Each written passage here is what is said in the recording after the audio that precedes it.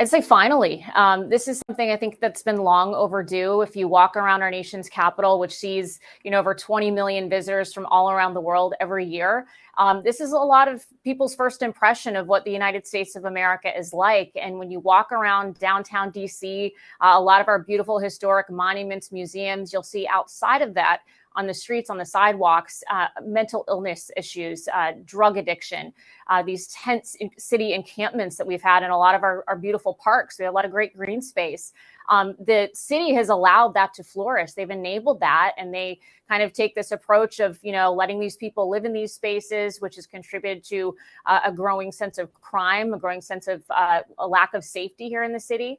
And I think that, somebody needs to address that. We've had decades of Democrat leadership in this city where there's kind of been a blind eye to that, or it's enabling these people to live in these spaces where you're seeing a lot of issues resulting as a result of it. I mean, you look at some of the drugstores, for instance, you can't walk into a CVS and get a box of cereal without somebody having to unlock the case to get it. I mean, and I know that happens in New York and other cities as well, but I see a lot of parallels, Julia, with what we've witnessed in cities like San Francisco, with retailers abandoning downtown, the kind of zombie apocalypse that you see on the streets.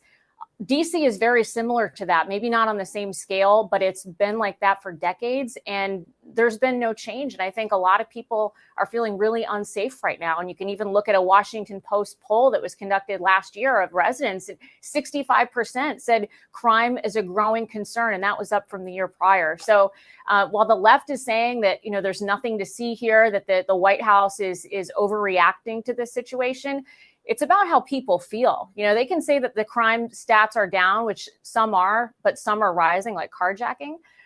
People don't feel safe, and something needs to be done to address that, especially in such a wonderful city like our nation's capital, where so many people come to visit, and they should feel safe walking down the street rather than, having to dodge some folks that may not be well. And you can drive around a lot of parts of this city, both those that are traditionally safer and those that you might want to stay out of. It's everywhere in this town, and something needed to be done. I think it sends a message that people are tired of living this way, that, this is such a great country. There's so much that our cities have to offer. They see a lot of tourism.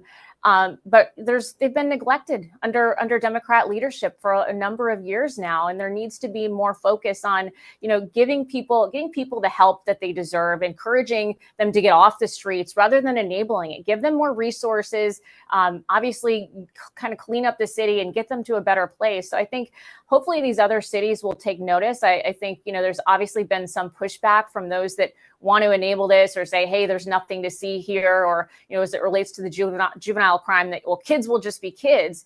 But it becomes more and more of a problem. And I think there needs to be some accountability. And I hope that some of these other cities that have experienced, that the loss in revenue just by retailers leaving, if money might be enough for them to say, okay, we need to make some changes. These violent crimes can happen to anybody. They don't discriminate based on your politics. And again, whether you're a tourist coming to visit, or you're somebody that's lived here, or you just work in the city, we deserve better than that. This is the United States of America. It's the greatest country on earth. The city, our nation's capital should represent something better than the standard it's been held to over the last several years. And I think the Trump administration, obviously, they're getting some criticism and pushback, which I don't understand, based on the fact that these crimes don't discriminate, and everybody should be in favor of having a safer city.